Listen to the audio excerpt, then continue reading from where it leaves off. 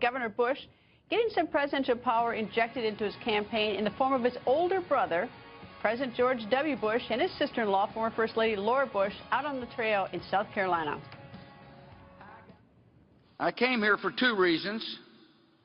One, because I care deeply about Jeb. And two, because I care deeply about our country.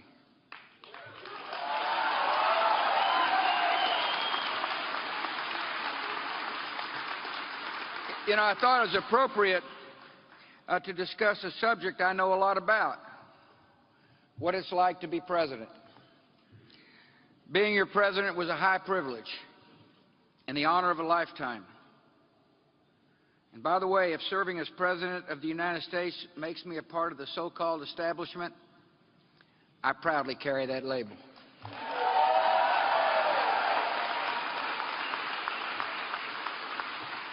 There seems to be a lot of name-calling going on, but I want to remind you what our good dad told me one time. Labels are for soup cans.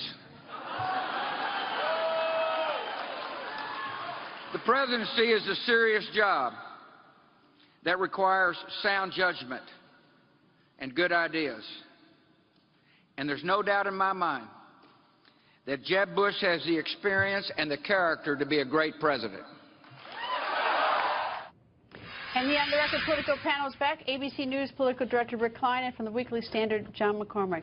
Rick, in the year 2000, that primary, President Bush, who was then Governor Bush, had 54% of the vote over John McCain, 42%. So he's popular, at least in 2000, in South Carolina. It's not 2000 anymore. The no, word it's not 2000. The word he used, serious. This has been, in so many ways, a non-serious campaign. And the fact that Donald Trump is out there attacking Jeb Bush in such a visceral, almost mean-spirited way on the debate stage tells you how much politics has changed. I mean, this was a big day for former presidents. President Bill Clinton out there on the trail as well. We know how much he helped in New Hampshire, or didn't help Hillary Clinton last week. We'll see what this matters. I think it's a positive for Jeb Bush in the sense that it gets a little more attention to his campaign on this do-or-die week in South Carolina. But I don't know that there's a great affection out there in the Republican Party for the Bushes, that enough to transfer that to Jeb. Well, Donald Trump is speaking now. We're monitoring that in case he says anything. He's at a live event as well in South Carolina. John, the impact of President Bush 43 for his brother.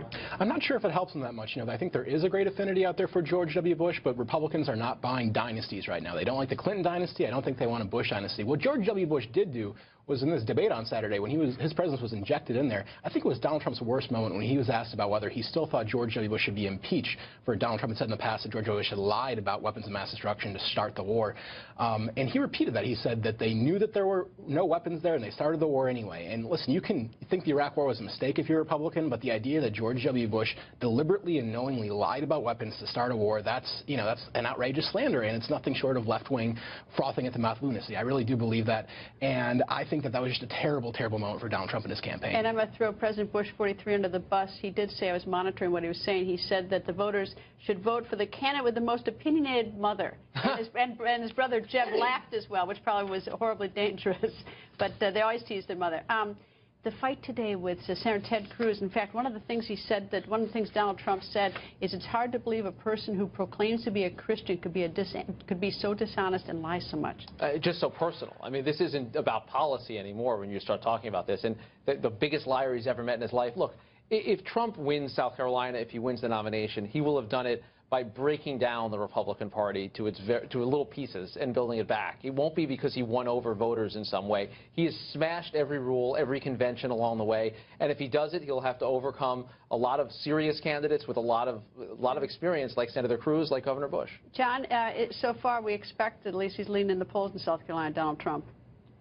So far, that's the way it looks. It all depends on whether the Saturday night debate really shook things up. There was just one snap poll I saw that Rubio came out 8 points ahead. Whether that can swing enough people in the final week, I doubt it. It looks like things are going good for him. But again, if that moment is as bad as I thought it was, maybe it will. Anyway, Rick, John, thank you both. Thanks, Greta.